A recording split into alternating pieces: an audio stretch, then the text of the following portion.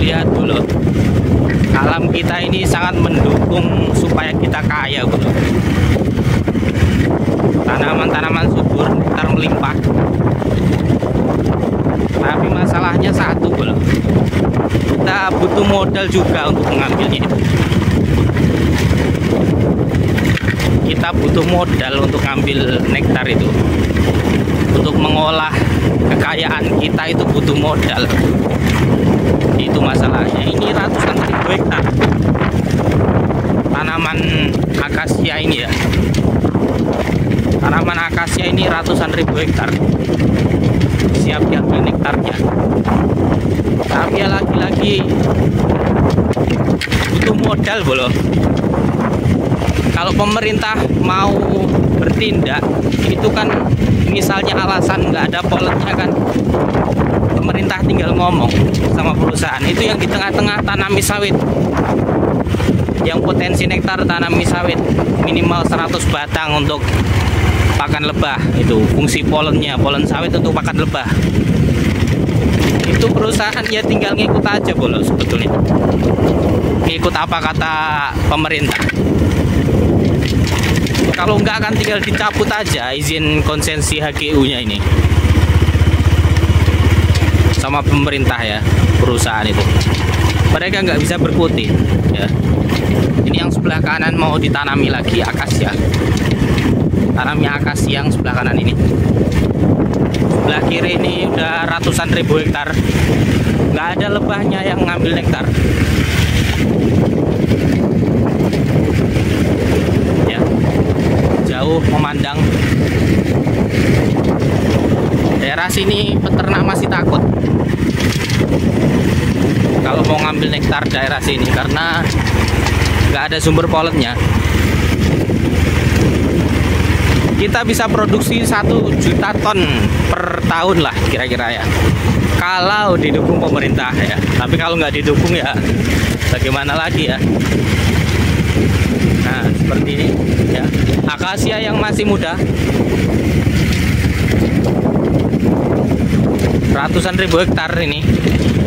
Dari satu daerah ini aja kira-kira bisa keluar ratusan ton lah, puluhan hingga ratusan ton per bulan.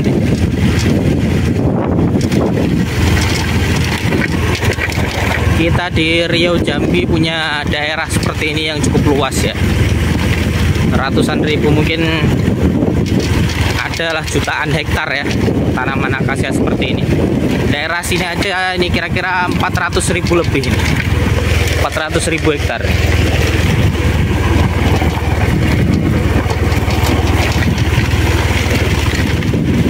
Tapi ya itu tadi, untuk kita mengolah bahan baku atau mengambil nektar di alam itu kan butuh modal bolo, butuh bibit lebah. Butuh lebah ya, butuh bibit lebah. Bibit lebah pun ya harus beli kan. Kita harus mengembangkan, dari situlah titik kelemahan kita ya, kurang modal. Kalau ada modal ya kita siap ngambil nektar segini banyaknya ini. Petani lebah siap bantu pemerintah ya, daripada membuka lahan jutaan hektar ya untuk ditanami tebu ya. Itu kan nggak sehat ya bro. Gula tebu itu kan kurang sehat ya, bandingkan dengan madu ini kan kita jauh lebih sehat ya. Tapi kalau misalnya madu ini dijadikan gula tebu ya siap juga ya, mengikuti arahan pemerintah. Intinya ini ada sektor pendukung dari swasembada pangan ya. Ada sektor pendukung dari swasembada pangan yang sedang digembar-gemborkan pemerintahan kita ya. Ini pertaruhan antara hidup dan mati swasembada pangan kita. Ini kita bisa mendukung dari sektor peternakan lebah ya. Ternak terutama jenis Apis mellifera yang kita bisa pindah-pindahkan lebahnya ya. Kita bisa atur supaya makanannya dari alam.